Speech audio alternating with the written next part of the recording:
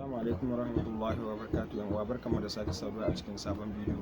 A yau insha Allah cikin bidiyon mu za ku ga yadda mutum zai iya shiga cikin internet cikin sauƙi ba tare da kana da mega ba insha Allah. Don yanzu za mu shiga Play Store domin mu yi downloading wannan application mai suna Slow DSN wanda zai taimaka mu wajen connect a saman internet ba tare da muna da mega ba. Mu je mu fara bidiyon. Don ka yanzu ga mu saman ekran kin salula za mu shiga Play Store domin ku ga wannan application kuma ku gani yadda za ku yi downloading kin shi. Don ka yanzu zan danna, kun ga sunan shi ne a farko, gaya sunan shi ne a farko yanzu. Don ka in na danna zai kai ni saman shi. Don ka kun gan shi ga nan wurin VPN over, yin sunan wurin kala kala. Don ka sai wanda kuke so. Don ka amma wancan shine muka yi amfani da shi, wannan muka yi setting din shi kuma za mu gwada muku yadda ake setting kin shi. Wannan application kin da dama yawanci mutane na amfani da su. Don ka akwai wanda suna yi sosai, akwai kuma wanda ba su yi kuwa. Don ka application kin kamar yadda kuke gani, akwai inda za ku dinga gane cewa kamar na kirki mutane na yawan telecharging su kuma suna amfani da su. Kamar yanzu misali Your Freedom, gashi nan application ne wanda mutum sama da miliyan 10 ya yi downloading kin shi wannan application. Wannan kuma ga nan na ƙasa mutum miliyan 1 ne. Don ka na ƙasan shi ma haka kuma na ƙasan shi haka. Don ka je pare connection van da connection kenan. Don ka ga nan wannan shi ma mutum miliyan 1 ne. Don ka ga nan wancan tunnel mutum VPN gratuit configuration shi kuma 50 kilo ne suka yi downloading kin shi. Don ka ga nan dai kuna gani. Don ka za ku diba wanda aka yi yawan downloading kin shi. Don ka sai ku yi downloading kin shi saboda irin su wannan ne na kirki. Ka gani ga wane yana connect, yana shiga nan ya shiga nan. Don ka sai kai ma abin ya burge ka, ka shiga kai downloading din shi. Kamar yanzu kun ga ai Your Freedom ba application bane ba wanda yake da nauyi, duka mai gashi kaɗan ce.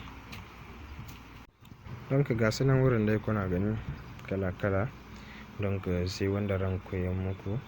Don ka ga nan daga wanda mutum miliyan 10 ya jawo sai ƙasa da haka. Don ka sai 100 kilo. Don ka petetar ka taɓa utilizan, ka taɓa amfani da wani a cikinsu.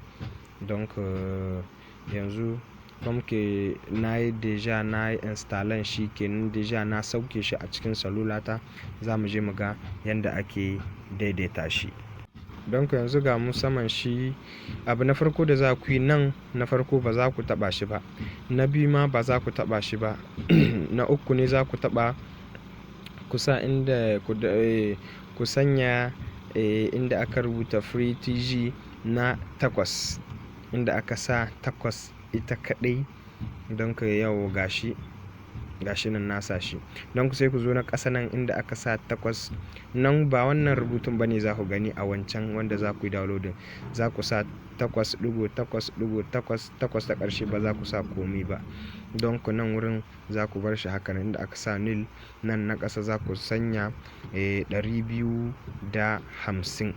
kenan, 250 za ku sanya nan. Nan inda aka sa binary carry, don ku babu wannan abun canwa. Don ku za ku danna shi. Idan kun ƙare sai ku yi connect din shi kenan, komi ya daidaita. Don ku za ku yi connect din shi. Idan kuka yi connect din shi kuka buɗe connection kenan. Don ku komi zai tafi daidai. Za ku gani connection yana halbawa kenan. Don ku da wannan hanya insha Allah ku da ba ku da mega za ku iya hawa internet ba tare da kuna da mega ba, nake son cewa cikin sauƙi.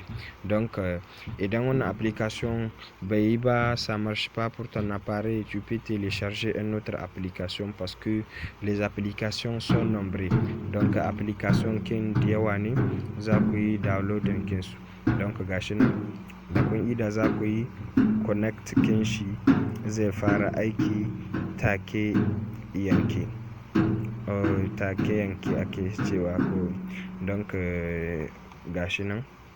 Don ka komke yanzu in ce in buɗe connection in shiga ko ina, bidiyon zai yi tsawo, amma za mu bar shi bakin haka. Idan kuka yi za ku gani.